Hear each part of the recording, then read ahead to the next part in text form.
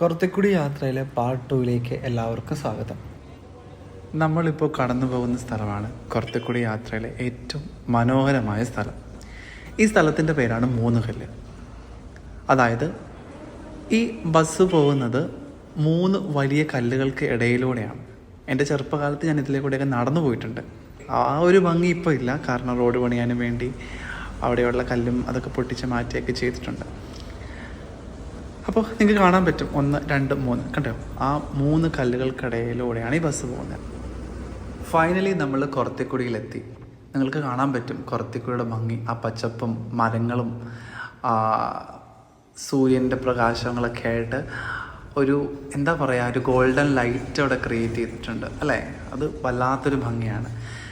ഇവിടത്തോടു കൂടി നമ്മുടെ റോഡ് അവസാനിക്കുകയാണ്. ഇനി അങ്ങോട്ടേക്ക് മെറ്റലിട്ട സോൾ ചെയ്ത റോഡാണുള്ളത്.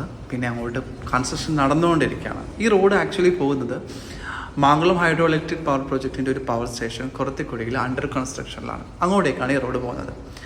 അപ്പോൾ ഈ ബസ് ഈ ജീപ്പ് കിടക്കുന്നതിന് തൊട്ട് കുറച്ച് മുന്നോട്ട് അങ്ങോട്ടേക്ക് പോയിട്ട് അവിടെ നിന്ന് തിരിച്ച് നേരെ മാങ്കുളത്തേക്കാണ് വീണ്ടും പോകുന്നത്.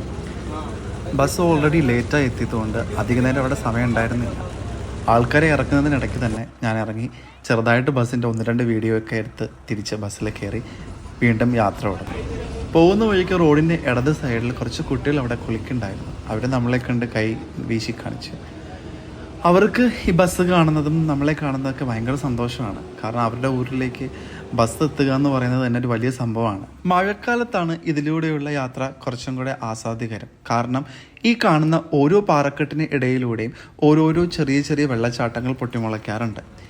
ഞാൻ ഓൾറെഡി പറഞ്ഞു, ഈ റോഡ് ചെറിയ റോഡാണ്, വളരെ ഇടുങ്ങിയ റോഡാണ്. അപ്പോൾ എതിരെ ഒരു വണ്ടി വന്നു കഴിഞ്ഞാൽ സൈഡ് കൊടുക്കുക എന്ന് പറയുന്നത് വളരെ ദുഷ്കരമായൊരു കാര്യമാണ്. ഇപ്പം നിങ്ങൾക്ക് കാണാൻ പറ്റും, നമ്മൾ ജസ്റ്റ് പെരുമ്പങ്കുത്ത് പാലത്തിലേക്ക് എൻ്റർ ചെയ്യാൻ പോകുന്നതിന് തൊട്ട് മുന്നേ തന്നെ ഒരു കാർ എതിരെ വരികയുണ്ടായി. ആ കാർ പുറകോട്ട് എടുത്തതിന് ശേഷമാണ് നമുക്ക് മുന്നോട്ട് പോകാൻ പറ്റിയത്.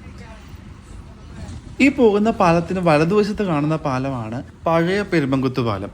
ഇത് നിർമ്മിച്ചത് ബ്രിട്ടീഷുകാരുടെ കാലത്താണ്. ഏകദേശം ഒരു 150 വർഷത്തിൽ അധികം പഴക്കം ഉണ്ടാവും ഈ പാലത്തിന്.